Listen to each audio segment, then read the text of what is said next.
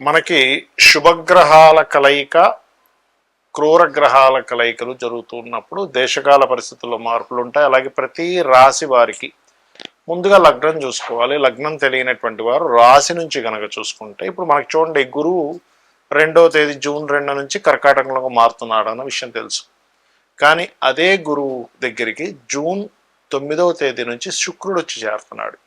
అంటే శుక్ర గురువులు ఇద్దరూ కలిసి కర్కాటక రాశిలో ఉండగా, అంటే రెండు శుభగ్రహాలు మనకు ఎలా అయితే శనికుజులు కలిస్తే విపరీతమైనటువంటివి ఎలా అయితే జరుగుతాయో, ఇప్పుడు మనం చూడండి యుద్ధ సంబంధించినవన్నీ ఎట్లా పెరుగుతూ ఉంటాయో, మనకి చాలామంది ఏమనుకున్నారంటే విడిపోతున్నారు కదా, కానీ విడిపోతున్నప్పుడు కూడా కొన్ని రిజల్ట్స్ ఇస్తూ ఉంటాడు. అలాగా ఈ రెండు శుభగ్రహాల కలయిక వల్ల దేశకాల పరిస్థితుల్లోని మరియు మీ మేషరాశి వారికి ఎటువంటి మంచి ఫలితాలు ఉన్నాయి, ఎటువంటి విషయాల పట్ల మీరు జాగ్రత్త వహించాలి.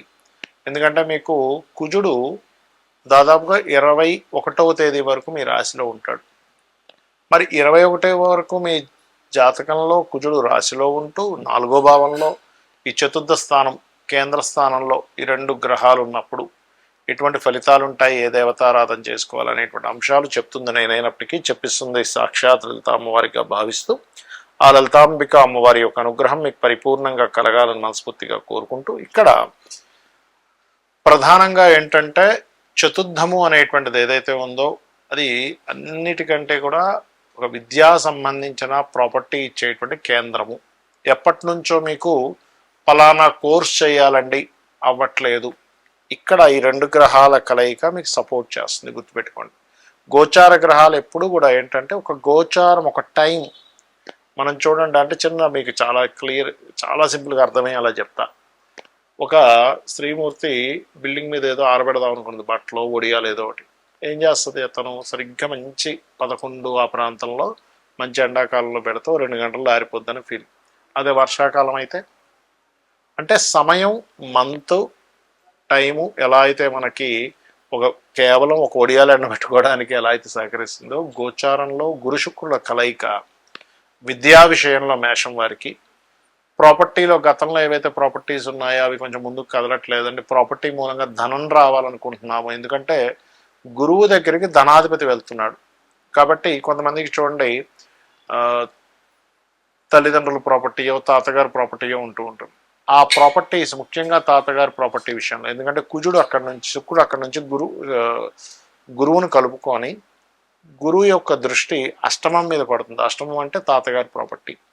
అదేవిధంగా ఏదైనా రీసెర్చ్ చేయడం ద్వారా ధనం రావడం. కొంతమందికి చూడండి పలానా రీసెర్చ్ ద్వారా నాకు స్టైఫండ్ వచ్చింది అంటూ ఉంటారు.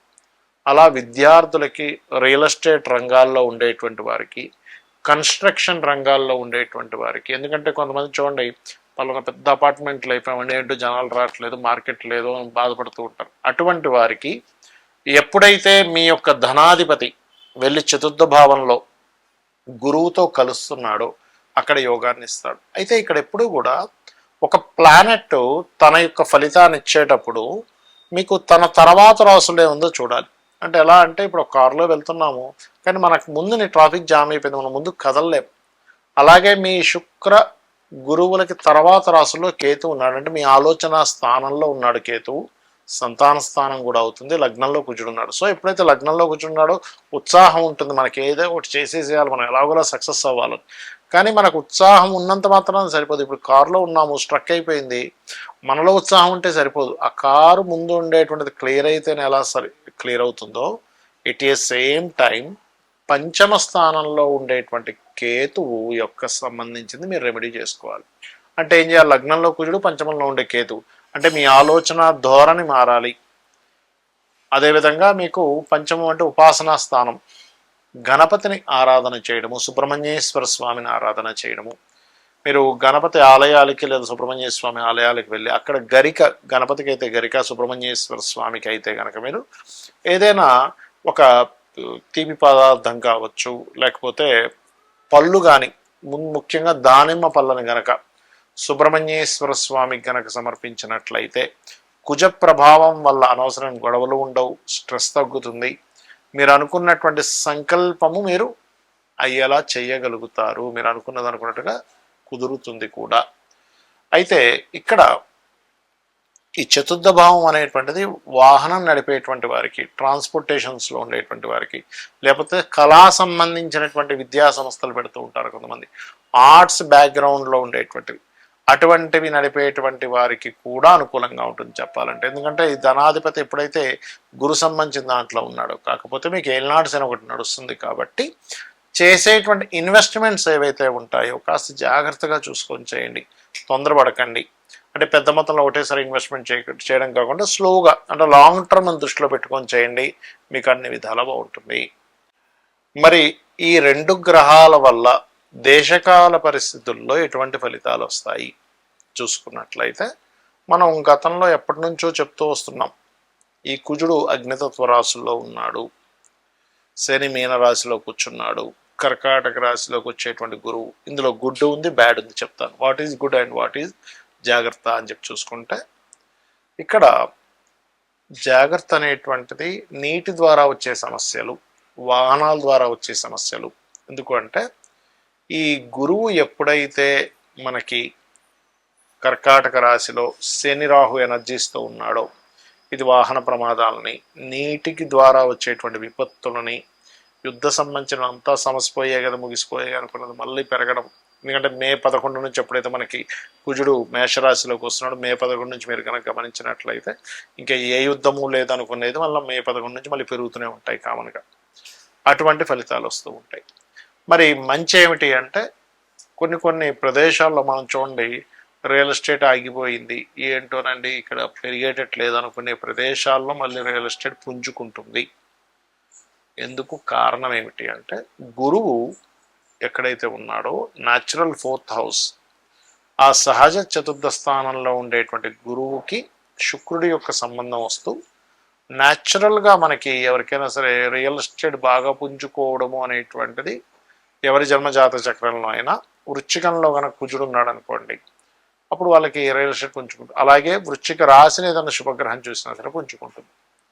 అయితే ఇక్కడ ఎప్పుడు కూడా మీరు అర్థం చేసుకోవాల్సింది ఏంటంటే, మీరు చాలామంది చూడండి, చాలామంది ఇబ్బంది పడుతున్నటువంటిది ఏమిటి, వాళ్ళ యొక్క జాతక చక్రం రీత్యా వాళ్ళకి అప్పులు అవ్వడమనో, రోగమనో, రుణమనో, శత్రుత్వాలనో ఏర్పడుతున్నాయి, ముఖ్యంగా అప్పులు.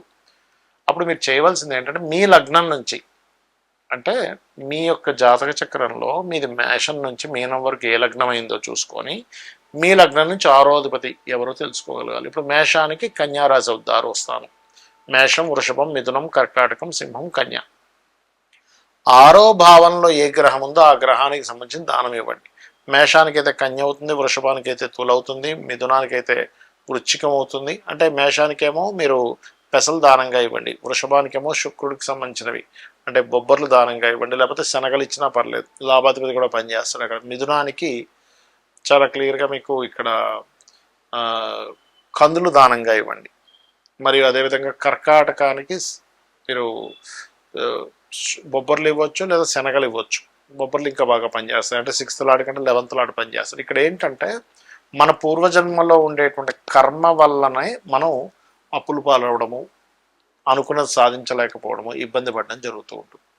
ఈ రకంగా ప్రతి లగ్నానికి వాళ్ళ యొక్క పంచమాధిపతికి సంబంధించిన ధ్యానము, మంత్రము చేయడము, 6వ అధిపతికి సంబంధించిన దానం ఇవ్వడం చేయాలి. అప్పుడు బ్యాలెన్స్ అవుతుందన్నమాట. ఆ రకంగా సింహం వారు అనుకోండి, వాళ్ళు ఎక్కువగా పెసలు దానంగా ఇవ్వడం, శనగలు నువ్వులు దానంగా ఇవ్వడం, పెసలు నువ్వులు దానంగా ఇవ్వడం, మరియు అదేవిధంగా ఈ యొక్క కన్యారాశి వారైతే బియ్యము దానంగా ఇవ్వడం, నువ్వులు దానంగా ఇవ్వడము, మరియు అదేవిధంగా తులారాశి వారైతే శనగలు మరియు గోధుమలు, వృశ్చికం వారైతేనేమో కందులు, పెసలు, ధనస్సు వారైతేనేమో బొబ్బర్లు ముఖ్యంగా దానంగా ఇవ్వాలి. మరియు మకర రాశి వారు చూసుకున్నట్లయితే ఇక్కడ మీరు కందులు, పెసలు దానం ఇవ్వచ్చు. కుంభరాశి వారు బియ్యము అండ్ శనగలు దానం ఇవ్వండి. మరియు మీన రాశి వారు గోధుమలు అండ్ నువ్వులు దానం ఇవ్వండి. వీటి వల్ల ఏమవుతుందంటే పూర్వజన్మ కర్మ తగ్గుతుంది. మనము ఏ పని చేయాలన్నా మన పూర్వజన్మ కర్మ అనేటువంటిది అడ్డుపడుతూ ఉంటుంది, గుర్తుపెట్టుకోండి. అది ఎక్కువగా ఉంటే, పాపకర్మ ఎక్కువగా ఉంటే, పుణ్యకర్మ ఉందనుకోండి అదే మీకు తోడ్పడుతూ ఉంటుంది. కాబట్టి ఈ దేశకాల పరిస్థితుల్లో వచ్చే కాలంలో కాస్త ఈ రోగాల బారిన పడేటువంటి కాంబినేషన్స్ నడుస్తున్నాయి. కాబట్టి గురువు, కర్కాటక రాశిలో ఉండడం అనేటువంటిది. అయితే దీనివల్ల బంగారం కూడా విపరీతంగా పెరగడం, ఫ్లక్చువేషన్స్ అవ్వడం ఇవన్నీ కూడా ఉంటాయి, ఉండవని కాదు. కాకపోతే ఇక్కడ ఏంటంటే కొంచెం మీరు నీరు తాగేటప్పుడు కాచి చల్లార్చిన నీరు తాగడము, మరియు మీ జన్మజాతకంలో ఇప్పుడు మనం చెప్పుకుంటూ ఉన్నాం ఈ గ్రహం మారడం వల్ల ఇటువంటి రిజల్ట్స్ వస్తాయి, ఈ గ్రహం మారడం వల్ల. ఏ గ్రహం అయితే మారుతుందో గుర్తుపెట్టుకోండి. ఎప్పుడు కూడా మీ జన్మజాతకంలో మీరు అర్థం చేసుకోవాల్సిన విషయం ఏంటంటే గోచారంలో ఏ గ్రహం మారితే ఆ గ్రహానికి సంబంధించిన దానం ఇవ్వండి. ఏమండి మేము ఉన్న ప్రదేశంలో దానం తీసుకునే వాళ్ళు లేరు, గోవుకి తినిపించండి పర్లేదు.